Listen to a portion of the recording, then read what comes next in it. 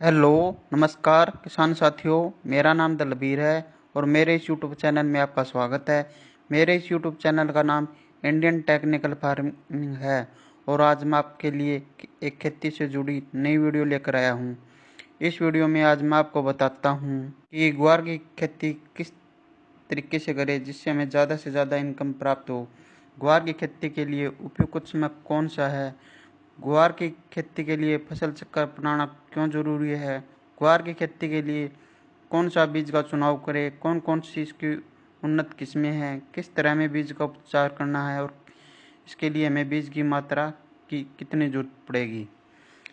इसकी खेती सिंचित तथा असिंचित क्षेत्रों में की जाती है। ग्वार की खेती के लिए जल प्रबंधन का होना बहुत जरूरी है और इसमें कीट प्रबंधन व रोग प्रबंधन भी बहुत ज़रूरी है। इसके बाद हम इसकी कटाई व कटाई करते हैं। अब हम बात करते हैं कि इसकी बिजाई के समय कौन कौन सी सावधानी रखें जिसके कि बीज का अंकुरण 100% तक हो, जिससे कि हमें कम खर्च व कम समय में ज़्यादा से ज़्यादा फसल की पैदावार प्राप्त हो, जिससे कि हमें एक अच्छी इनकम प्राप्त हो। कर इस वीडियो को अंत तक जरूर देखें ताकि आपको खेती से जुड़ी सभी जानकारी प्राप्त हो। अगर आप चैनल पर नए हो तो इस वीडियो को लाइक, शेयर और चैनल को सब्सक्राइब जरूर करें ताकि अन्य किसानों को जानकारी प्राप्त हो अगर आप और आने वाली वीडियो की नोटिफिकेशन आपको मिलती रहे। चलो चलिए वीडियो को स्टार्ट करते हैं। ग्वार की खेती से भी हो सकती है सालाना लाखों की कमाई, जानिए इसके बारे में सब कुछ। भारत दुनिया का सबसे बड़ा ग्वार उत्पादक देश है। इसका 80% उत्पादन यहीं से होता है। ग्वार की खेती मुख्य तौर पर शुष्क व अर्धशुष्क इलाकों में होती है। यह गर्म मौसम की फसल है जिसे बाजरे के साथ मिलाकर बोया जा सकता है। इसे हरी सब्जी के रूप में भी इस्तेमाल किया जाता है। कुछ जगहों पर इसे हरे चारे के रूप में भी प्रयोग करते हैं। इसका अच्छा दाम भी मिलता है। इससे किसान सालाना लाखों रुपए की कमाई कर सकते हैं। इसकी खेती मुख्य तौर पर राजस्थान, हरियाणा, उत्तर प्रदेश, एमपी व महाराष्ट्र के कुछ हिस्सों में की जाती है। महाराष्ट्र में लगभग 9 हेक्टेयर क्षेत्र में इसकी खेती की जा रही है। कृषि विभाग के अधिकारियों ने बताया कि पशुओं को ग्वार खिलाने से उनमें ताकत आती है। दुधारू पशुओं की दूध देने की क्षमता में वृद्धि होती है। ग्वार से गोंद का निर्माण भी किया जाता है। ग्वार गम का उपयोग अनेक उत्पादों में होता है। ग्वार फली से स्वादिष्ट सब्जी बनाई जाती है। इसका इस्तेमाल दाल तथा सूप बनाने में भी किया जाता है। ग्रामीण क्षेत्रों में यह एक काफ़ी लोकप्रिय फसल है। हेलो, नमस्कार।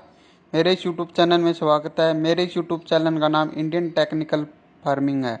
आज मैं आपको गणेश 672 वैरायटी की कुछ विशेषताओं के बारे में बताऊंगा।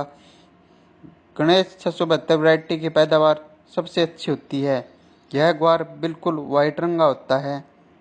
इसकी बुआई सबसे ज़्यादा हरियाणा व राजस्थान में की जाती है। एक एकड़ के लिए 2 से 3 किलो बीज पर्याप्त रहता है। इसकी बुआई लगभग सभी प्रकार की मिट्टी में की जा सकती है। इसकी बिजाई मुख्यतः मध्यम व भारी मिट्टी में की जा सकती है। 2 केजी बीज के पैकेट की कीमत लगभग 500 रुपये के आसपास होती है। इंडो एशियन बायोटेक इंसार द्वारा यह बीज बनाया गया है। इसकी बुआई सिंचित तथा असिंचित क्षेत्रों में की जाती है। अगर आप इसकी अगेती बिजाई करते हो तो इसकी पैदावार सबसे अच्छी होती है। अगर इसकी आप लेट बिजाई करते हो तो इसकी पैदावार पर असर पड़ता है। अगर ये मेरी वीडियो पसंद आए, इस वीडियो को ज़्यादा से ज़्यादा लाइक, शेयर और कमेंट जरूर करना। धन्यवाद। ग्वार की खेती करते समय हमें कुछ सावधानियां रखनी चाहिए। नंबर 1, ग्वार की खेती के लिए उपयुक्त समय।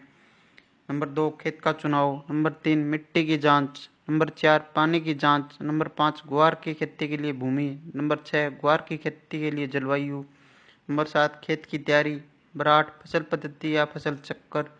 नंबर 9, बीज का चुनाव, बीज की उन्नत किस्में, बीज का उपचार, बीज की मात्रा। नंबर 10, बिजाई या फसल की बुआई। नंबर 11, फसल की बुआई तथा असिंचित क्षेत्रों में। नंबर 12, खरपतवार की रोकथाम। नंबर 13, 30 दिन के बाद निराई या गुड़ाई। नंबर 14, 30 दिन बाद सिंचाई। नंबर 15, जल का प्रबंधन। नंबर 16, कीट व रोग का प्रबंधन। नंबर 16, इंसेक्टिसाइड व टॉनिक का स्प्रे। नंबर 17, कटाई, फिर कटाई, फिर भंडारण। ये मुख्य सावधानियां हैं जो हमें ग्वार की फसल में रखनी चाहिए। ग्वार की खेती के लिए उपयुक्त समय। ग्वार की खेती खरीफ और गर्मी के मौसम में की जाती है। कालीन फसल की बुआई के लिए मई महीने का प्रथम पखवाड़ा उपयुक्त समय है। यह आप नहरी पानी से भी कर सकते हैं। देरी से बुआई करने पर पैदावार पर प्रतिकूल प्रभाव पड़ता है। वर्षा ऋतु की फसल की बुआई के लिए जून व जुलाई उपयुक्त समय है। वर्षा आधारित क्षेत्रों में जुलाई माह में वर्षा आगमन के समय ही ग्वार की बुआई कर देनी चाहिए। बाजार में बाजरा की बहुत सी वैरायटियाँ उपलब्ध होती है। मई महीने में हम अगेती वैरायटी व जून जुलाई में हम पछेती वैरायटी या फिर हम समय के अनुसार ही वैरायटी का चुनाव करते हैं। खेत का चुनाव, इसके बाद हम बाजरा की बिजाई के लिए हम खेत का चुनाव करते हैं। अगर पहले उस खेत में सरसों की बिजाई की थी तो सरसों के फन्नों को रोटावेटर की सहायता से एक दो बार अच्छी तरह से जुताई कर दे ताकि सरसों के फन्नों खेत में अच्छी तरह से मिट्टी में मिल जाए। फिर आप हैरों की सहायता से 2-3 बार अच्छी तरह से जुताई कर दे।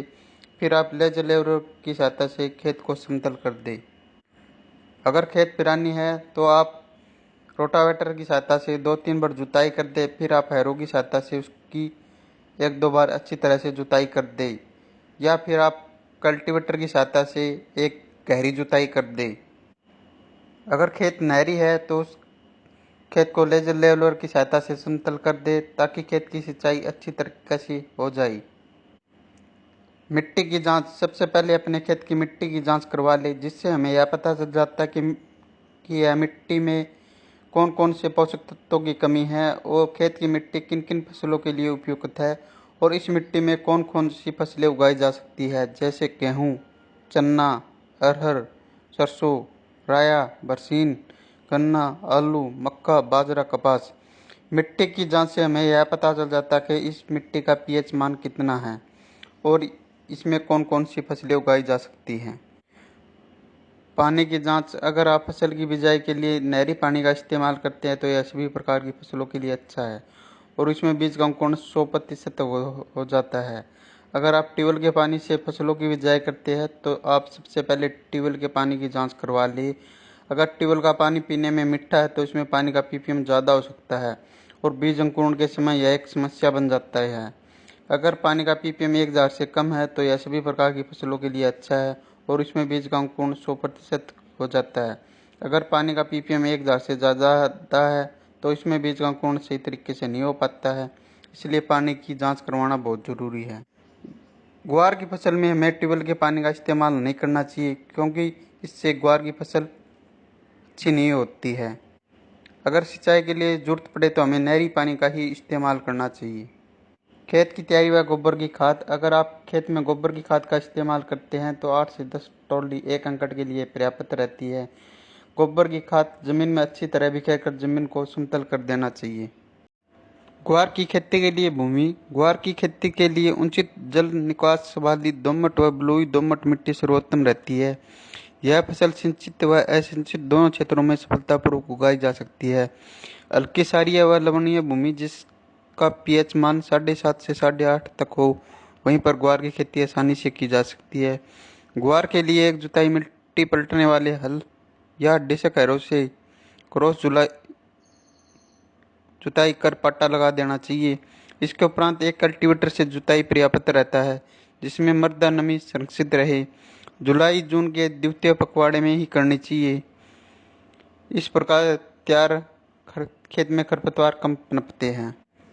ग्वार फसल के लिए जलवायु, ग्वार एक सूखा सहन करने वाली व गर्म जलवायु की फसल है। यह उन क्षेत्रों में आसानी से उगाया जा सकती है जहाँ पर औसत वार्षिक वर्षा 30 से 40 सेंटीमीटर तक होती हो। बीजों के अंकुरण व जड़ों के विकास के लिए 25 से 300 सेंटीमीटर के नीचे तापमान उपयुक्त होता है। ग्वार एक प्रकाश संवेदनशील फसल है, अतः इस फसल में फूल व फलियों का निर्माण केवल खरीफ के मौसम में ही होता है। अत्यधिक बारिश, बरसात व ठंड को यह सहन नहीं कर पाती है। जिन क्षेत्रों में अत्यधिक गर्मी पड़ती है परंतु सिंचाई की सुविधा उपलब्ध है वहाँ पर ग्वार की खेती से भरपूर पैदावार ली जा सकती है। शुष्क और अशुष्क दोनों दशाओं में इसकी खेती आसानी से की जा सकती है। ग्वार एक उष्ण कटिबंधीय फसल है जो 18 से 30 डिग्री सेल्सियस के औसत तापमान पर पकती है। खरीफ की गर्म और आर्द्र जलवायु के कारण पेड़ों की वृद्धि बहुत अच्छी होती है। सर्दी के मौसम में इन फसलों की खेती लाभदायक नहीं होती है। यह फसल सभी प्रकार की मिट्टी में उगाई जा सकती है। अच्छे जल निकास वाली मध्यम से भारी मिट्टी में फसल अच्छी तरह से बढ़ती है। यदि मिट्टी की सतह 7.5 से 8 के बीच है तो फसल अच्छी तरह से विकसित होती है, जिससे फसल की पैदावार में अच्छी वृद्धि होती है। फसल पद्धति या फसल चक्र। फसल चक्र को क्रॉप रोटेशन के नाम से भी जाना जाता है। किसी निश्चित भूमि में निश्चित समय वाली फसलों को लगातार अदल बदल कर बोना ही फसल चक्र कहलाता है। फसल चक्र का मुख्य उद्देश्य है किसी भी तरह के पौधे के लिए भूमि में मौजूद पोषक तत्वों के सदुपयोग से भूमि की भौतिक और जैविक स्थिति में संतुलन बनाए रखना होता है। लगातार फसल चक्र अपनाने से किसान भाई को फसल में आने वाली कई तरह की परेशानियों से छुटकारा मिलता है। फसल चक्र का इस्तेमाल कर किसान भाई अपनी भूमि से लगातार अच्छी फसल ले सकते हैं और इसके अपनाने से खेत की उर्वरकता भी बनी रहती है। जबकि एक ही फसल को लगातार उगाने से किसान भाइयों को फसल की कम उपज मिलती है और एक ही फसल को खेत में लगातार लगाने से मिट्टी में बीज जनित और मृदा जनित रोग भी बढ़ जाते हैं, जिसके कारण भूमि में विषैले गुण आ जाते हैं। भूमि के अंदर विषैले गुण उत्पन्न हो जाने पर भूमि में पाई जाने वाली छोटे उपयोगी मित्र कीट नष्ट हो जाते हैं और भूमि धीरे धीरे बंजर रूप धारण करने लगती है। फसल चक्र के फायदे। फसल चक्र के अपनाने से भूमि की उर्वरक शक्ति बनी रहती है। फसल चक्र के अपनाने से भूमि में अम्लीय और क्षारीय गुण, पोषक तत्व और जैविक पदार्थों की मात्रा संतुलित रहती है। फसल चक्र के अपनाने से फसल में कई तरह के कीट और बीज जनित रोग नहीं लगते हैं। इसके अपनाने से फसलों में पैदावार अधिक मात्रा में प्राप्त होती है, जिसकी गुणवत्ता भी अच्छी पाई जाती है। भूमि में फसल चक्र अपनाने से रासायनिक उर्वरक कम मात्रा में इस्तेमाल किए जाते हैं, जिससे मिट्टी दूषित होने से बचती है। फसल चक्र अपनाने से फसलों में रोग भी काफ़ी कम ही देखने को मिलते हैं, जिसकी वजह से किसान भाइयों द्वारा रासायनिक दवाओं पर किया जाने वाला खर्च भी कम हो जाता है। फसल चक्र के दौरान फली वाली फसलों के बोने पर खेत में नाइट्रोजन की पूर्ति बनी रहती है। फसल चक्र अपनाने से खेत में खरपतवार में कमी देखने को मिलती है, क्योंकि फसल चक्र के दौरान अधिक गुड़ाई वाले फसलों को बोने पर खेत में खरपतवार नष्ट हो जाते हैं। अधिक पोषण तत्व ग्रहण करने वाली फसलों की खेती के बाद खेत को एक बार खाली छोड़ देना चाहिए। किसी भी विशेष रोग के लगने पर उस फसल को लगातार खेत में नहीं उगाना चाहिए। जिन फसलों की जड़ें अधिक गहराई में जाती है उन फसलों के बाद जिन फसलों की जड़ें कम गहराई में जाती है उन्हें उगाना चाहिए। अनाज फसलों को उगाने के बाद 2 से 3 साल में एक बार दलहनी फसल को जरूर उगाना चाहिए। अधिक गुड़ाई वाली फसलों के बाद कम गुड़ाई की जरूरत वाली फसलों को उगाना चाहिए। अधिक सिंचाई वाली धान जैसी फसलों के बाद कम सिंचाई वाली जरूरत की फसलों को उगाना चाहिए। अधिक उर्वरक लेने वाली फसलों के बाद जिन फसलों की उर्वरक की काफ़ी कम आवश्यकता होती है उन्हें उगाना चाहिए। इस प्रकार हमें फसल चक्र अपनाना चाहिए। बीज का चुनाव। हमें एक ऐसी वैरायटी का चुनाव करना होता है जो वैरायटी अच्छा उत्पादन देती हो, जिसका उत्पादन ज़्यादा से ज़्यादा होता हो और जिसकी मार्केट में बहुत ज़्यादा मांग हो और उसका भाव भी अच्छा हो, क्योंकि एक बढ़िया क्वालिटी का बीज ही हमें एक अच्छा उत्पादन और मुनाफा दे सकता है। बीज की उन्नत किस्में। ग्वार की उन्नत किस्में। बाजार में ग्वार की कई उन्नत किस्में देखने को मिल जाती है, जिन्हें चारे, दाने और हरी फलियों के आधार पर 3 भागों में बांटा गया है। उन्नत किस्में इस प्रकार है। दानों के लिए उन्नत किस्में अज्जी 365, अज्जी 563, 220। हरी फलियों हेतु उन्नत किस्में IC 1318, M83, पूसा मौसमी। हरे चारे के लिए उन्नत किस्में ये मुख्यतः हरे चारे के लिए उपयोग की जाती है। बुंदेल ग्वार 3, ग्वार क्रांति, बुंदेल ग्वार 2, गोरा 80, बुंदेल ग्वार 1। अगर आप पैदावार के लिए उपयोग करते हो तो दाने वाली उन्नत किस्मों का ही चुनाव करना चाहिए। अगर आप हरे चारे के लिए उपयोग करते हो तो हरे चारे वाली उन्नत किस्मों का उपयोग करना चाहिए। अगर आप फलियों के लिए उपयोग करते हो तो हरी फलियों वाली उन्नत किस्मों का चुनाव करना चाहिए। ग्वार के बीजों की मात्रा व बीज उपचार। यदि आप ग्वार की फसल दानों और हरी फलियों के लिए करना चाहते हैं तो 1 एकड़ के लिए दाने की फसल के लिए 5 से 6 किलो बीज पर्याप्त रहता है और हरी खाद फसल में 15 से 16 किलो प्रति एकड़ बीज की जरूरत होती है। इसके अलावा आप हरे चारे के लिए फसल का उपयोग करना चाहते हैं तो 16 से 17 किलो बीज प्रति एकड़ की जरूरत होती है। इन बीजों को खेत में लगाने से पहले उन्हें कैप्टन या बायोस्टिन की उचित मात्रा में उपचारित कर लिए ताकि बीजों को आरंभ में फफूंद या फंगस जैसे रोग न लगे। पौधे में जड़ों की अधिक मात्रा में गांठ पैदा करने के लिए जीवाणु रोधक राइजोबियम उर्वरक से उपचारित कर लेना चाहिए। 1 हेक्टेयर के खेत में 200 ग्राम की मात्रा वाली 2 पैकेट वार जीवाणु रोधक की जरूरत होती है। सबसे पहले हम FIR यानी सबसे पहले हम फंगिसाइड से बीज को उपचारित करते हैं, फिर इंसेक्टिसाइड से बीज को उपचारित करते हैं, फिर राइजोबियम कल्चर से हम उपचारित करते हैं। फंगिसाइड को उपचार करने का मुख्य उद्देश्य फंगस की बीमारियों की रोकथाम के लिए किया जाता है और इंसेक्टिसाइड दवाओं से उपचारित करने का मुख्य उद्देश्य दीमक जैसी रोकथाम के लिए किया जाता है और राइजोबियम कल्चर का उपयोग खेत में जीवाणुओं की संख्या बढ़ाने के लिए उपयोग किया जाता है, जिससे खेत में जीवाणुओं की संख्या बढ़ जाए, जिससे कि एक अच्छी फसल प्राप्त हो। ग्वार फसल में खाद एवं उर्वरक। ग्वार दलहनी फसल होने के कारण नाइट्रोजन की कुछ आपूर्ति वातावरण की नाइट्रोजन को जड़ों में उपस्थित गांठ द्वारा एकत्रित की ली जाती है, लेकिन फसल की प्रारंभिक अवस्था में पोषक तत्वों की पूर्ति के लिए 20 किलो नाइट्रोजन व 40 किलो फास्फोरस प्रति हेक्टेयर पर्याप्त रहता है। संपूर्ण नाइट्रोजन और फास्फोरस की मात्रा बुआई के समय खेत में डाल देनी चाहिए।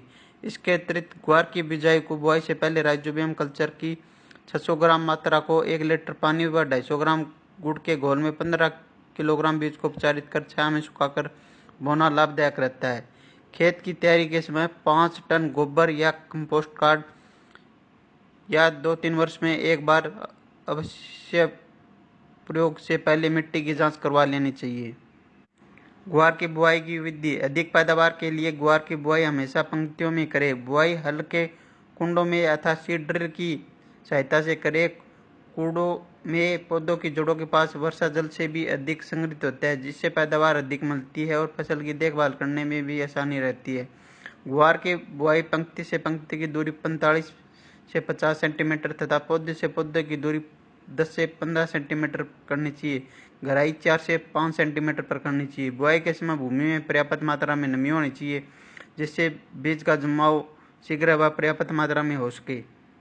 अगर आपने नहरी क्षेत्र में बिजाई की है तो आप इसकी मेड़ बना दें। फिर आप इसमें खरपतवार नियंत्रण के लिए पेंडामेलिथियान 30% EC का 500 मिलीमीटर को 250 लीटर पानी में मिलाकर इसका छिड़काव कर दे, जिससे कि खेत में खरपतवार नहीं उगे। खरपतवार नियंत्रण। ग्वार की फसलों को खरपतवारों से पूर्णतः मुक्त रखना चाहिए। सामान्यतः फसल बुआई के 15 से 20 दिन बाद कई तरह के खरपतवार निकल जाते हैं, जिसमें जंगली जूट, जंगली चरी व दूब घास प्रमुख है। ग्वार की फसल में समय समय पर निराई गुड़ाई करके खरपतवारों को निकालता रहना चाहिए। इससे पौधे की जड़ों का विकास भी अच्छा होता है और जड़ों में वायु संचार भी बढ़ता है। दाने वाली फसल में बैसालीन 1 किलो प्रति हेक्टेयर की दर से खेत में बुआई से पूर्व मृदा की ऊपरी 8 से 10 सेंटीमीटर से सतह पर छिड़काव कर खरपतवारों पर नियंत्रण पाया जा सकता है। खरपतवारों के नियंत्रण हेतु फसलों की बुआई के 2 दिन पश्चात पेंडामेलिथियान 30% EC का भी छिड़काव कर सकते हैं। बिजाई के 30 दिन बाद खेत में खरपतवार उग जाते हैं। जिस खरपतवार उगने के बाद हमें उसकी निराई या गुड़ाई हाथ से ही कर देनी चाहिए। निराई या गुड़ाई करने के बाद अगर खेत की सिंचाई करनी है तो 30 दिन बाद हम खेत की सिंचाई कर सकते हैं। जल प्रबंधन। अगर खेत में पानी का भराव ज़्यादा हो सकता है तो हमें उसका जल निकासी का प्रबंध करना चाहिए, क्योंकि ग्वार की फसलों में ज़्यादा पानी की जरूरत नहीं होती है। ग्वार की फसल में कीट व रोग प्रबंधन। दीमक फसल के पौधों की जड़ों को खाकर ये नुकसान पहुंचाती है। बुआई से पहले अंतिम जुताई के समय खेत में क्लोरोफोस 1.5% या क्लोरीफास पाउडर 20 से 25 किलो प्रति हेक्टेयर की दर से भूमि में मिलानी चाहिए। बोने के समय बीज को क्लोरीफायरिस कीटनाशक की 2 मिलीलीटर मात्रा से प्रति किलोग्राम बीज की दर से उपचार कर बोना चाहिए। नंबर 2, कातरा। इस कीट की लट प्रारंभिक अवस्था में फसल के पौधों को खाकर नुकसान पहुंचाती है। इसके नियंत्रण के लिए खेत के आसपास सफाई रहनी चाहिए तथा खेत में प्रकोप होने पर मिथाइल पैराथियोन या क्विनोलोफास 1.5% चूर्ण की 20 से 25 किलोग्राम मात्रा प्रति हेक्टेयर की दर से बुरकनी चाहिए। मोइला यह कीट पौधे के कोमल भागों का रस चूसकर फसलों को हानि पहुंचाते हैं।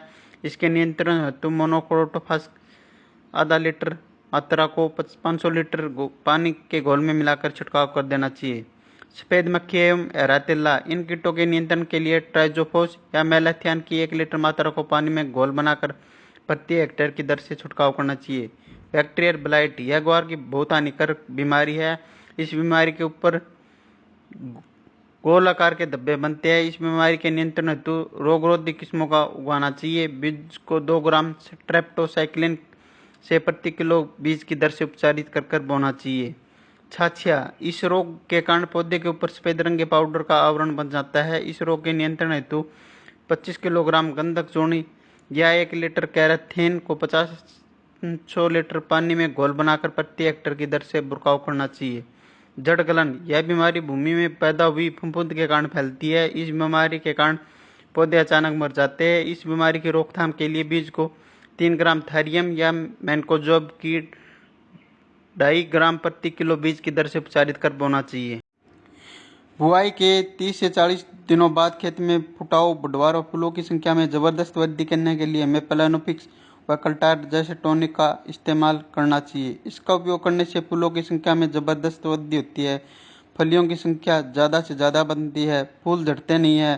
15 से 20 दिनों के अंतराल में हमें 2 से 3 स्प्रे करने चाहिए।